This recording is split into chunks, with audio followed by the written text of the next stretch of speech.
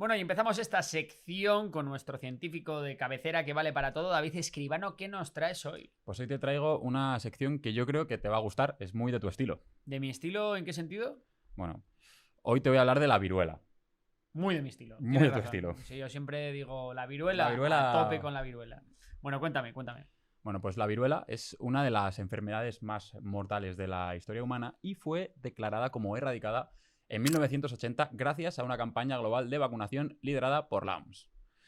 Sin embargo, hoy os voy a explicar cómo la viruela podría convertirse en una de las armas biológicas más poderosas del mundo y más peligrosas, por supuesto.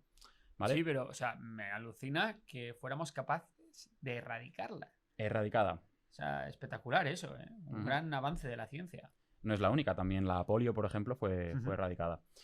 La viruela es causada por el virus variola mayor, que es un virus que en algunos brotes pues, ha llegado a producir hasta un 30% de la mortalidad. Se transmite por contacto directo y por vía aérea, lo que facilita su propagación muy rápida. En poblaciones densas esto pues, es un caos. Los síntomas incluyen fiebre alta, fatiga extrema y una erupción cutánea que deja cicatrices permanentes.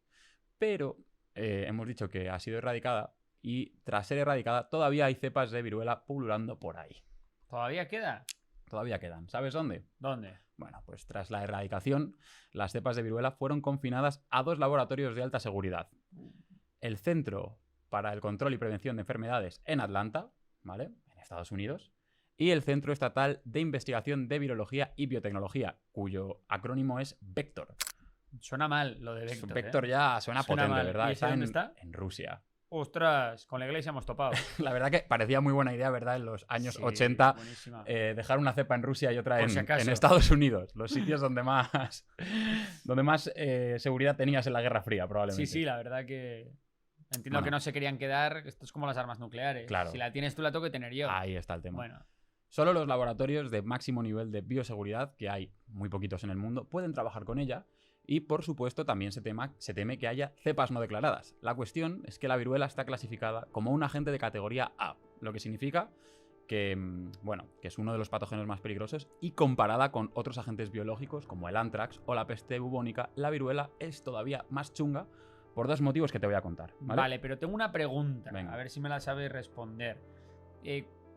Cuando dices que se erradica, es que literalmente. O sea, porque entiendo que toda la gente se vacuna, se erradica a base de vacunas. Exacto. Vale. Y Exacto. entiendo que, claro, desaparece, no quedan estos organismos. Que es un virus, ¿no? Es un virus. Es un virus, Exacto. no quedan virus vivos y por tanto. Solo las cepas que están guardadas en estos laboratorios Vale. y quizá en alguno que no conocemos, ¿no? Vale, Pero vale, esa es la entendido. cuestión. Y sí, con vacunación.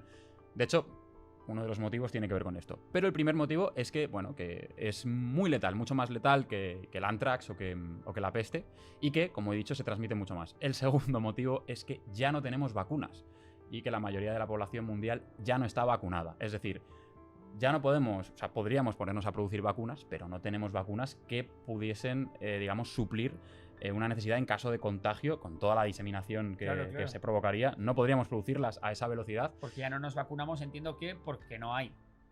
Exacto, Claro. pero ¿sabes lo que es mucho peor, Borja? Y que ¿Qué? a ti especialmente te va a dar un miedo tremendo. ¿El qué? ¿Sabes quiénes sí están vacunados? No. Pues la gente de más de 50 años. ¿Qué quiere decir esto?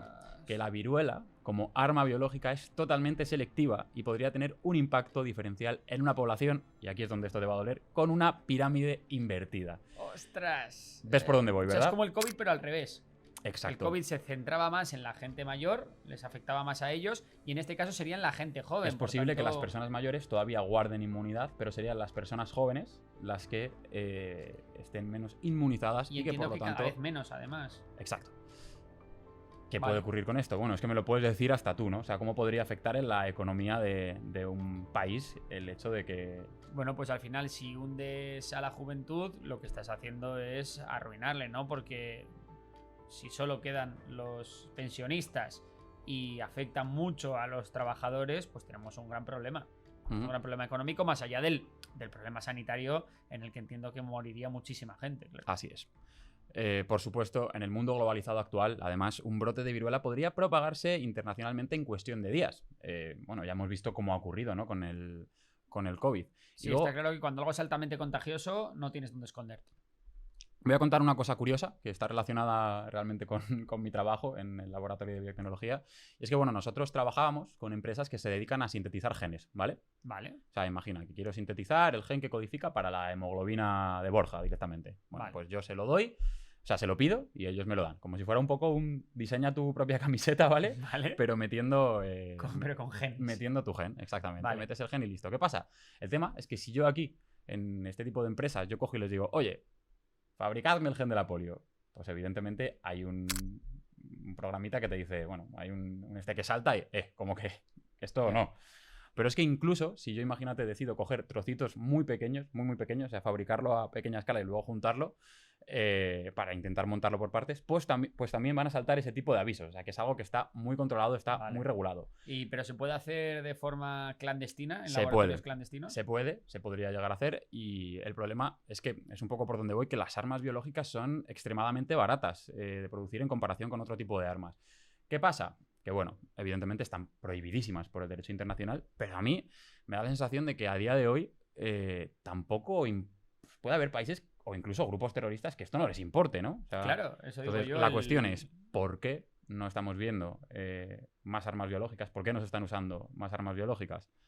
No lo sé, la verdad. Es una muy buena pregunta para la que ahora mismo no tengo respuesta. Entiendo que es complicado luego como la reivindicación del atentado, ¿no? Porque muchas veces el atentado no es solo por el daño que puedes hacer, sino también por lo simbólico de una explosión, de una matanza, ¿no?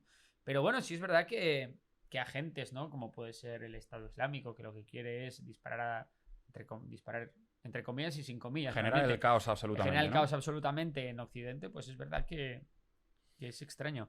Te doy una razón que yo creo que es la fundamental. ¿Vale? Que realmente las armas biológicas son muy imprevisibles, son difíciles de controlar y se pueden volver contra uno mismo. Hay un riesgo muy alto en utilizarlas y evidentemente pues eso es algo que le puede causar a uno reticencias para utilizarlas.